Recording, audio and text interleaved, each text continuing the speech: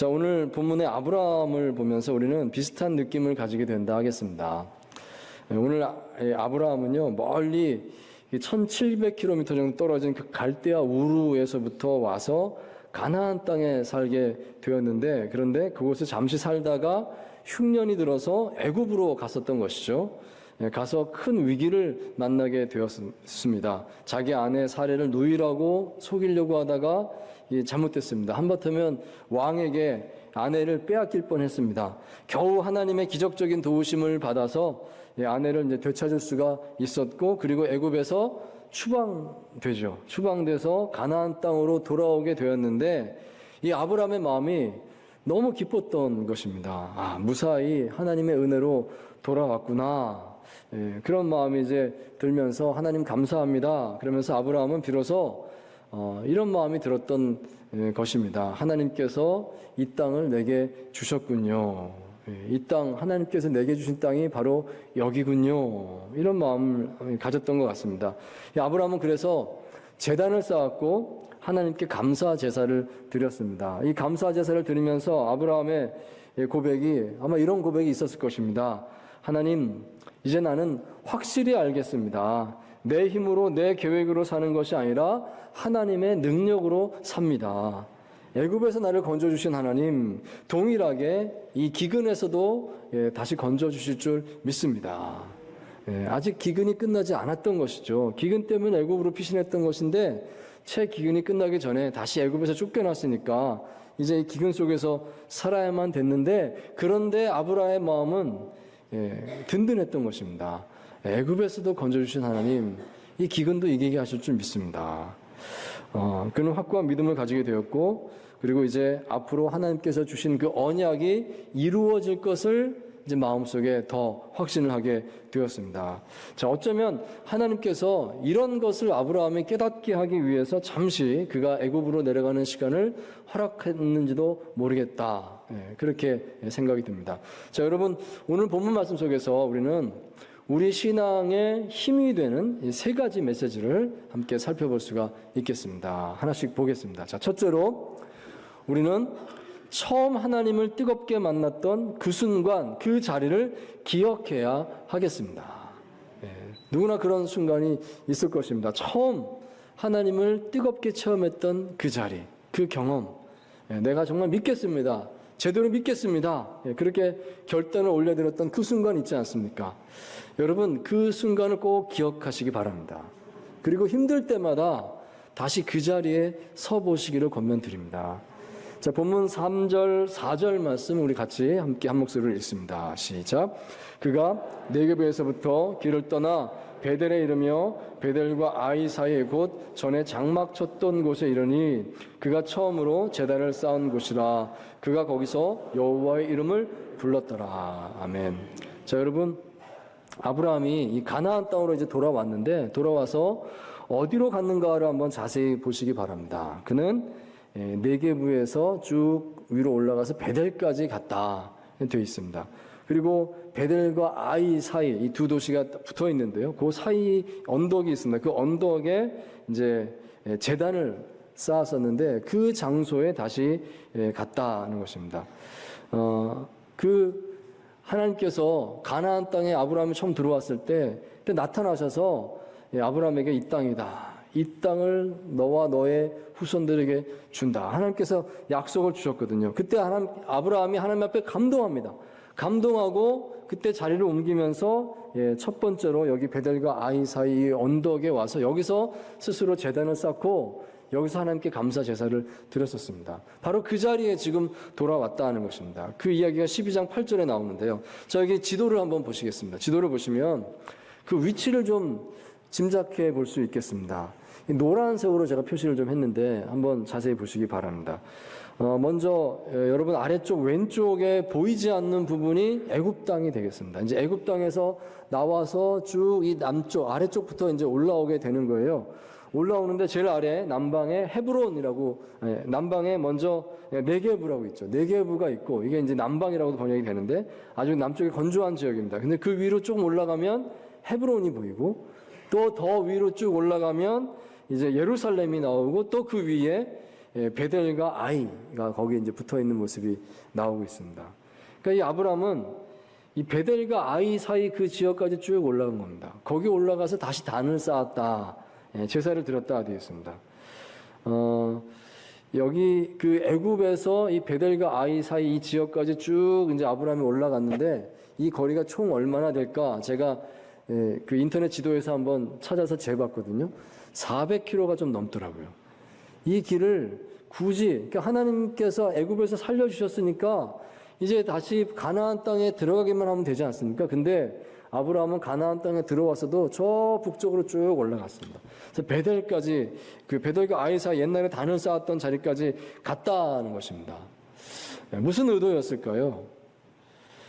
그렇습니다. 이 아브라함은 처음에 자신이 하나님을 만났을 때 그때 감격해서 그때 감사하면서 자발적으로 단을 쌓고 하나님께 예배드렸던 그 장소를 찾아간 겁니다. 그때 그 장소를 일부러 찾아간 겁니다. 가서 그 처음 마음을 다시 느꼈다는 것입니다.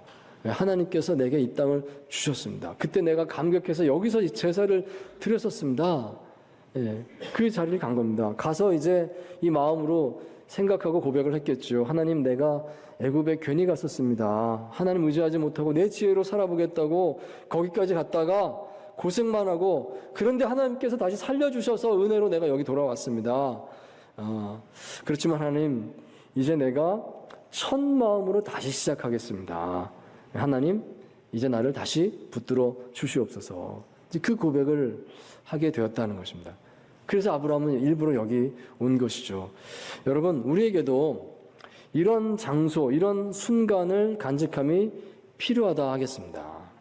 내가 처음 하나님께 마음을 드렸던 그 경험, 정말 그 하나님 사랑에 감동했던 그 체험, 그 자리, 처음 눈물을 흘렸던, 그래서 하나님께 순종을 결단했던 그 순간, 정말 그때를 기억하십니까? 그때 마음이 순수했지 않습니까? 그때 마음이 깨끗했지 않습니까? 비록 영적으로 아직 깊이는 없었다 할지라도 하나님께 향한 감격이 있었습니다. 여러분, 그런 자리가 어디일까요?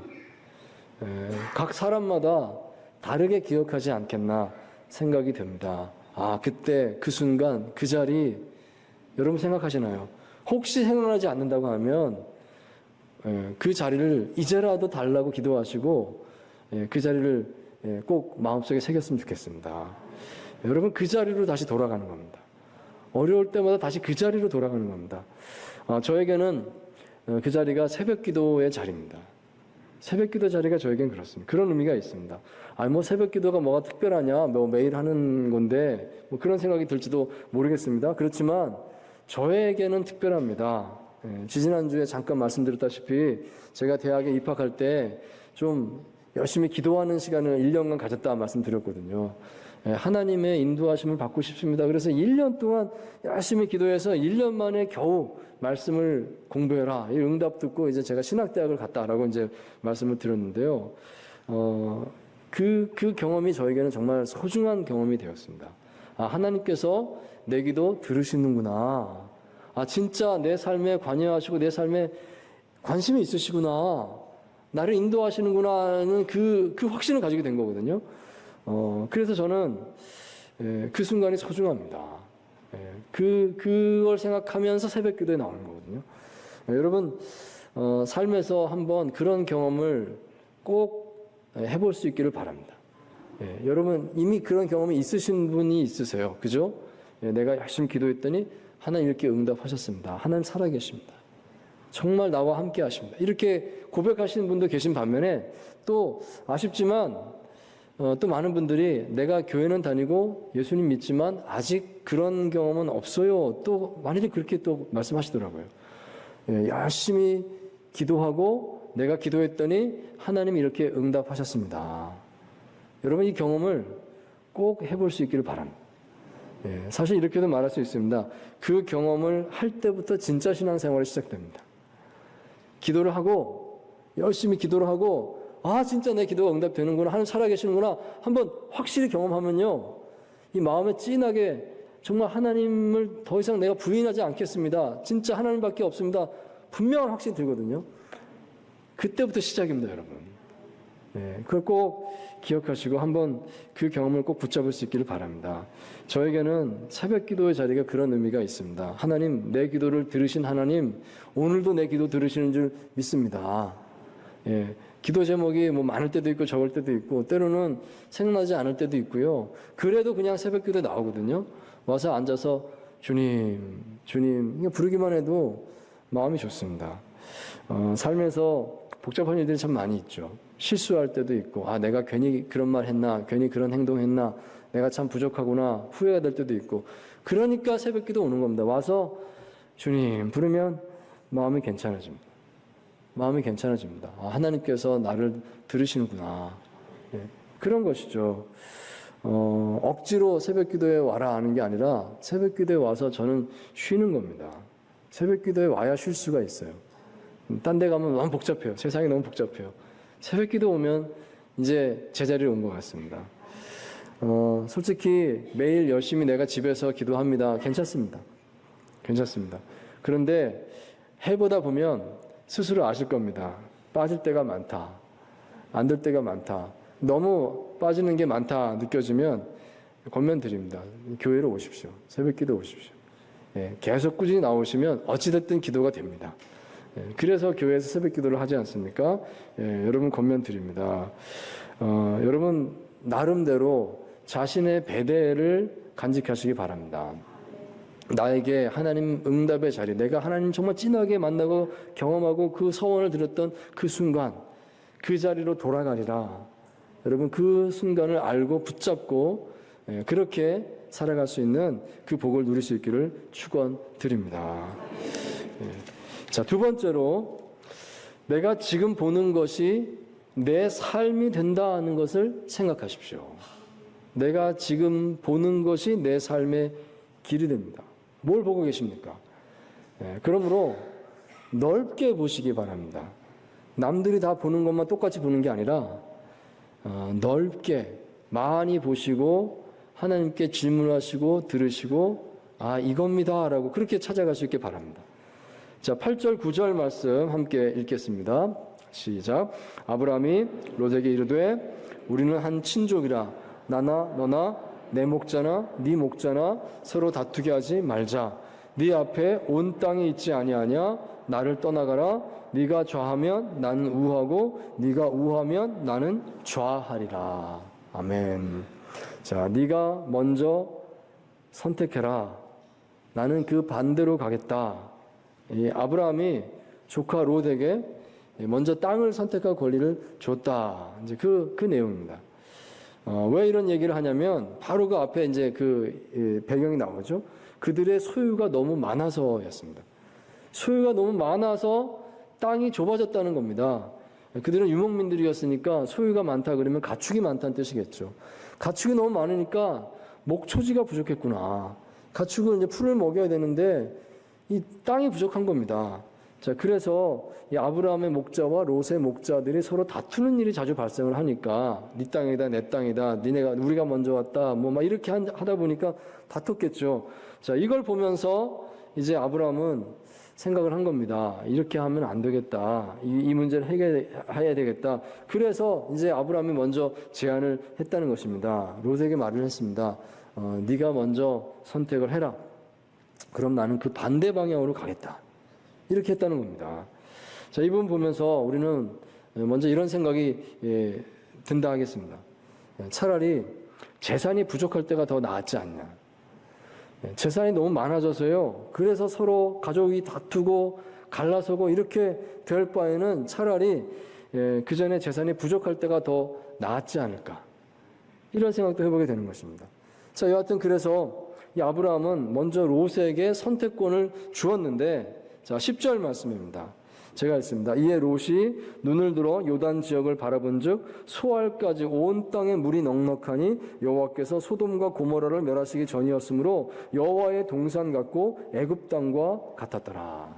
아멘. 자, 롯이 이제 아브라함이 보라라고 하니까 어디를 보는가를 한번 보시기 바랍니다. 그는 요단 지역을 바라보았다. 이렇게 되어 있습니다. 아브라함이 보라 그랬거든요. 동쪽을 보든 서쪽을 보든 어느 쪽이든 네가 선택하면 나는 그 반대로 가겠다 그랬으니까 자유를 준 겁니다.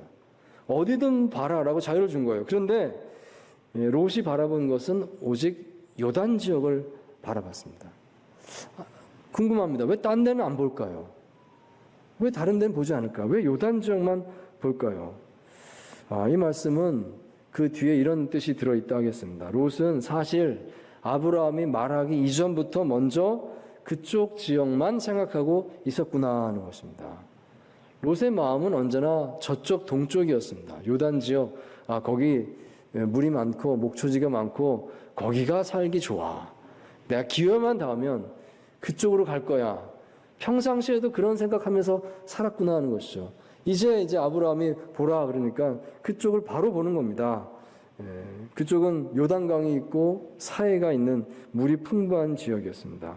자, 그런데 거기 한 가지 주의할 점이 있었는데 롯이 그걸 보지 못하고 있습니다. 그곳은 가나안 땅의 경계 지역이었습니다. 이제 요단강을 조금만 넘어서면 이제 가나안 땅 바깥으로 나간다는 것이죠. 하나님께서 아브라함에게 주신 약속의 땅 했을 때 이 요단강 서편을 의미했다 하겠습니다. 그런데 이제 롯은 그 경계 지역으로 나아가고 있습니다. 거기서 조금만 더 가면 이제 이 가나안 땅을 벗어나는 겁니다. 여러분, 이 약속의 땅에서 벗어난다라고 하는 것이 롯에게는 아무런 의미가 없었을까요? 어떻게 생각하시는가요? 가나안 땅, 이 약속은 하나님이 아브라함에게만 주신 거니까 롯하고는 상관이 없지 않는가요? 그렇게 생각이 드시는가요? 분명히 생각해 보시면 롯은 이 아브라함이 하나님께 약속의 땅, 그 언약을 받았다는 사실을 잘 알고 있었을 것입니다. 왜냐하면 늘 함께 생활했으니까요. 아브라함 바로 옆에 있는 게 롯입니다. 하나님을 만났다. 하나님께 이런 음성을 들었다. 아브라함이 그랬다는 것을 롯이 왜 모르겠습니까? 다 알고 있는 겁니다. 이 롯은 갈대아 우르에서 출발할 때부터 거기서부터 그 수천 킬로미터를 아브라함과 늘 같이 해왔습니다. 모든 일을 같이 동행했던 사람입니다. 애굽에도 같이 갔다 왔습니다. 그 애굽에서 그 힘들었던 그 순간 약속의 땅을 벗어나서 거기서 어떻게 잘 살아보겠다고 했더니 그것 때문에 얼마나 큰 일을 당하게 됐었는지, 어떤 위기를 당하게 됐었는지, 하나님께서 어떻게 기적적으로 도와주셔서 거기서 빠져나와서 돌아올 수 있게 되었는지, 이 모든 과정을 롯은 똑똑히 다 보고 함께 경험을 했습니다. 자, 그렇다면 롯도 분명히 교훈을 받았어야 맞겠다 생각이 든다는 것입니다. 적어도 롯은 하나님께 이런 질문을 했어야 되지 않을까요? 하나님, 나에게 있어서 약속의 땅이란 무엇인가요? 롯은 분명히 이런 질문을 해야 되지 않았을까요? 아시다시피 아브라함은 아들이 없습니다. 롯은 조카이지만 거의 아브라함에게 있어서 아들 같은 존재였습니다. 왜냐하면 롯은 또 아버지가 없으니까. 아브라함을 따라온 것이죠. 그렇다면 이 롯은 이 아브라함이 약속의 땅의 비전을 받았다. 이 땅에서 후손들이 복을 누리고 살게 될 것이다. 이 얘기를 들었을 때 자기 자신이 그 약속 속에 분명히 중요한 부분 차지하고 있을 거다는 그런 생각을 했었어야 맞겠다는 것입니다. 그러지 않겠습니까? 여러분이 롯이라면 그런 생각 들지 않았겠습니까? 자, 그렇지만 안타깝게도 롯은 전혀 그렇게 하지 못했던 것 같습니다. 아브라함 삼촌은 하나님 잘 믿으니까 열심히 하나님께서 주신 약속의 땅 기대하면서 거기 사세요. 나는 내 갈 길 찾아가겠습니다. 그래서 그는 좋아 보이는 땅을 봤습니다. 그리고 그 당장 눈앞에 그 현실, 그것이 너무 좋아 보이니까 그냥 그곳으로 갔다는 것입니다. 거기 그냥 선택을 했습니다. 그는 하나님께 묻지 않았습니다. 하나님, 여기가 내 땅인가 묻지 않았습니다. 아브라함에게도 조언을 구하지 않았습니다. 그냥 갔습니다.